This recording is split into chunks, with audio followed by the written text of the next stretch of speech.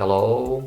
In this tutorial I'll teach you how to create Excel reports with some dynamic data coming from database tables.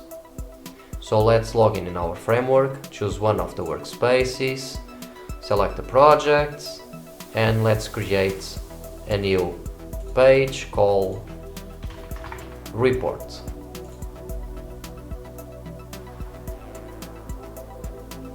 So now that we have our page editor open with the corresponding page that we just created, so the report page, let's select a new template here so then we can show it as a report.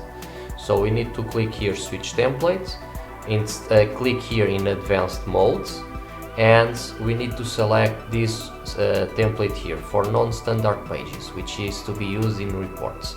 So we need to select this option here.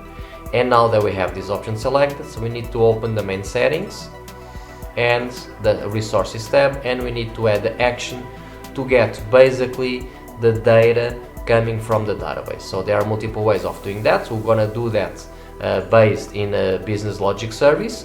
So this demo already contains some database structure, which basically contains these tables already.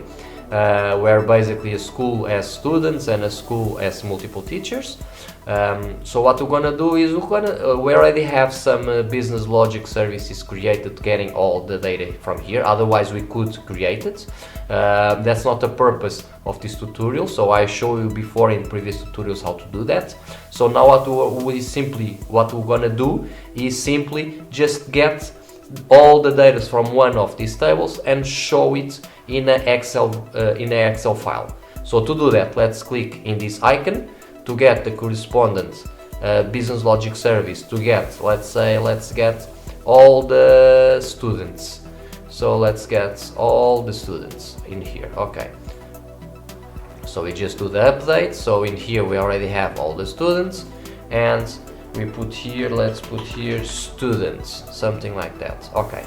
And now that we have our resource called students with a list of all the records inside of this table, the student table, let's add another action called, let's scroll down, called list report. And in this task here, what we need to do is to select the type of report that we want to have. So text tab delimiter, CSV or Excel report. So we choose the Excel report, we put here the name. So let's put here students list, that's the name of the documents that I will download.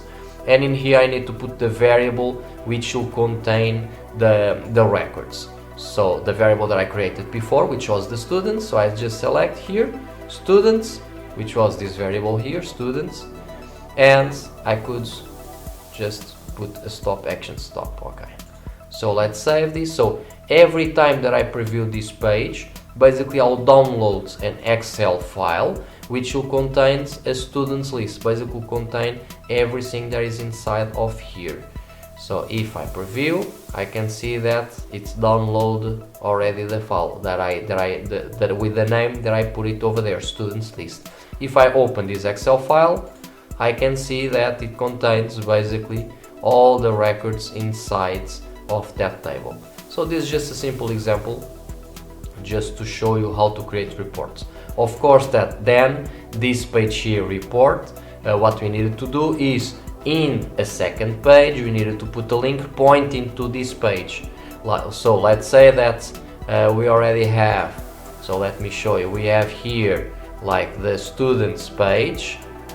So what we needed to do basically is in here, somewhere in here, add a new button with the link for that report saying in here export. So that will export this list in here. This is just an example.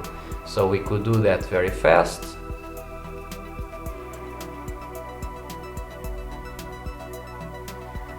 So basically in here, what we could do, it will be simply add a new button, which could be a link. Then we can add it here, example. And in here we can add some classes, so this could be more beautiful, something like that.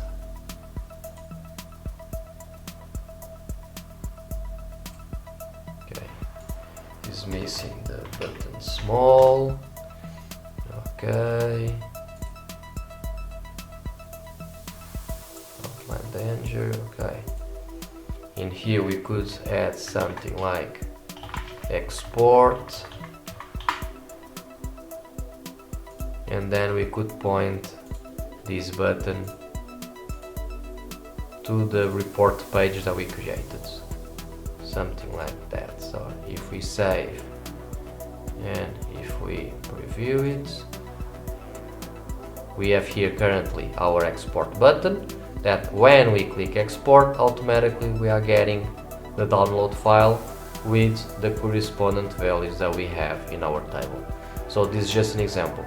Of course, that as you can see, we see here some difference, that in here I can see that the school ID appears with the correspondent names of the school IDs instead of the IDs of the school. So in this case, this is because the resource that we select when we call that business logic service, that comes with ID.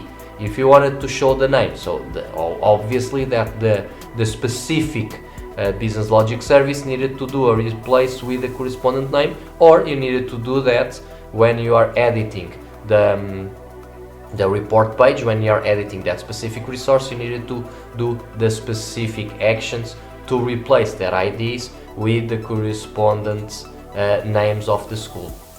Basically what I'm saying is that in here, when you are in the resource, what you needed to do now, in here you could add another action in here, which basically you needed to select the proper option here, which basically it will loop. You have here the loop option, the loop, basically it will loop for the students for the students variable, which will contain the list of students, and for the school ID attribute it will replace it with the corresponding school name, which before you needed to get the school names and everything. So you could do all that logic here, or you could do directly in the business logic service. How you could do that? You just need to go to the specific service, the student service. Here you could just needed to click it here and edit your own diagram, making that change. So this is just showing you different ways of doing the same thing. So not do that for now. So the purpose of this tutorial is just to show you how simple it is to get some dynamic data and make it as a resource. So that's what we did. We create as a resource called students, getting some dynamic data through business logic service. It could be some different thing. It could be directly from some SQL query, or from some API, or from some function that you can create, or directly from the database. So we have multiple ways of getting dynamic data. And then after you have that resource created with that dynamic data, simply just put it showing that data, that dynamic data, into an Excel file, as exactly as we did here. And that's it. So thank you very much.